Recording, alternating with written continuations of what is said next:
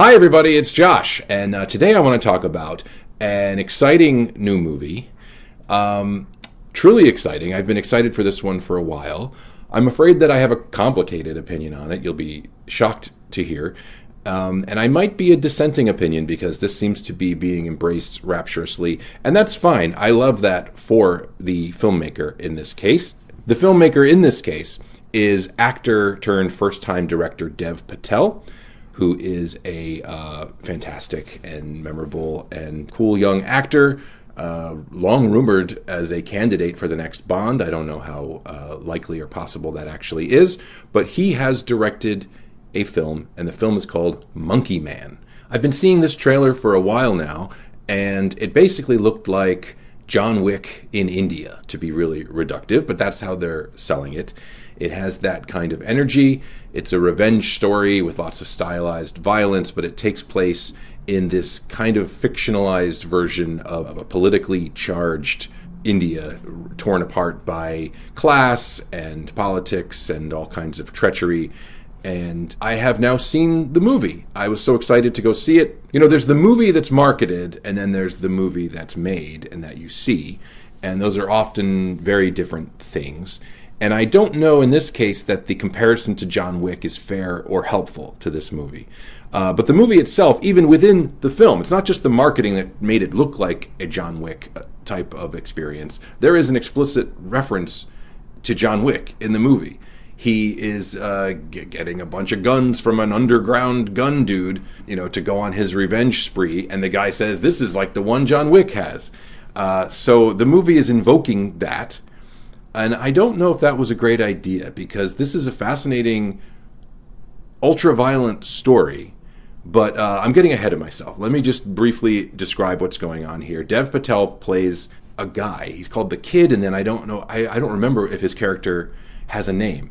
He's just kind of this protagonist. But we see a lot of flashbacks that are very impressionistic at first. We don't know what's happened. We just know that he had a loving mother, and then some horrible things happened, and now he is out for revenge. And he's essentially working his way up through society, getting a job at a fancy hotel where he knows there are people who have connections to the people he wants to get to.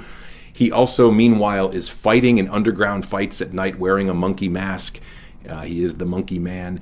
But he is always losing those fights, and in fact, he's throwing those fights to help rig bets. This is basically the story of how this kind of street rat guy finds the courage and the wits and the wherewithal and the connections to seek his revenge, which takes him all the way to the top. And he sets out to set some wrongs right in the name of the poor, lower caste people like himself who have been steamrolled by those who are in power.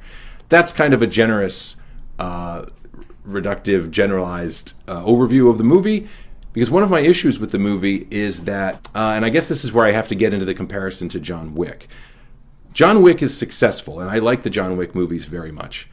It's successful because of a couple of factors. It's successful because of Keanu Reeves, because he can enter into this kind of world and sell it, and he is the key to the success. But also, the filmmakers understand that the kind of balletic, stylized choreography and slickness of John Wick that gracefully takes you through this world of horrific violence, but also it is amoral and apolitical.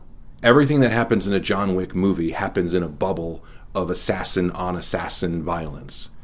That, of course, if you think about that, it gets a little crazy because this stuff is happening in the middle of New York, or in the fourth one, it's happening in the middle of the Arc de Triomphe, and obviously there's collateral damage that they don't deal with. So even John Wick breaks its own rules. But it does take place in a simplistic world where, at first it's revenge on behalf of a puppy, and then it gets more complicated a little bit later in terms of what the revenge is for as you watch the movies. But it's incredibly simplistic, and it doesn't lose sight of that drive. I would argue that Monkey Man should have embraced being a more complex story. It wants to have the slickness of John Wick, and I'll talk about the slickness and the style of the movie in a moment as well. But it also wants to be moral and political, literally political, like talking about there's an election going on, but also talking about caste and all those issues, which are fascinating. All this stuff is interesting and would make for a great movie, and there's so much that works and is interesting here. But on the one hand, I think the film is done a disservice by that kind of lazy John Wick comparison, because I don't think it lives up to that. It's got too much going on, and it's not a simple revenge story, and the motivations of the young man are not clear. We find out why he wants revenge. That's very clear. But there's this kind of arc to him, like being kind of a loser and losing these fights, and then he goes on this spiritual journey and he finds out, don't forget who you are. But all the while, he's been planning his revenge. Nothing changed. There's no, like, it's very strange. His arc doesn't make sense. That's just one of my critiques of Monkey Man. And it wouldn't need to make sense if they just made this a truly simplistic John Wick style story, but they want to give him this arc, and they don't want to have him come to life and truly be the unstoppable Monkey Man until like the last act of the movie. But he also comes within inches of his revenge early, very early in the movie. You'll be surprised when you see it. You know, all of that is very subjective. And so is my other critique. So is the other half of my critique of the movie. And that is that I feel like, as a first-time filmmaker, you can feel the desire to make an exciting, fresh movie of great impact. And he's clearly surrounded himself with the people who know how to do this stuff. And this is a fascinating looking movie. It looks good, but it's very... the only phrase I can come up with for the way this movie looks and feels is over-directed. It's directed too much. Everything is shot way too close up. There's lots of smeary, blurry shots, which again differentiates it from John Wick, which has a very careful camera and a very like choreographed feel that you're just kind of gliding through this like 4K world of chaos, but you have this like fixed position. Monkey Man is very, very, very dirty and crazy, and that's it works. It's exciting, but sometimes it feels like it's overdone, and it feels a little bit like a student film. This is a very high budget movie with very talented people working on it, but it's the over eagerness to make everything extra sweaty and extra bloody and extra close up, and sometimes you can't tell what's going on, and it's so hyper violent. And that's another thing. The violence in like Jason Bourne or John Wick, there's like they create a universe where the violence makes sense. In this movie, because we're dealing with very personal, it's all very personal. So when people get brutally killed, yeah, maybe they're bad guys who deserve it, but there was just something that made me uncomfortable about a lot of the violence in this movie. I didn't think it was cool. I sound like I'm being very negative. This is a fresh, interesting movie. If it looks at all interesting to you, you should see it. I want to see what Dev Patel can do next. I think this is a very fascinating debut, and I don't think he should give up. I think he should make another movie.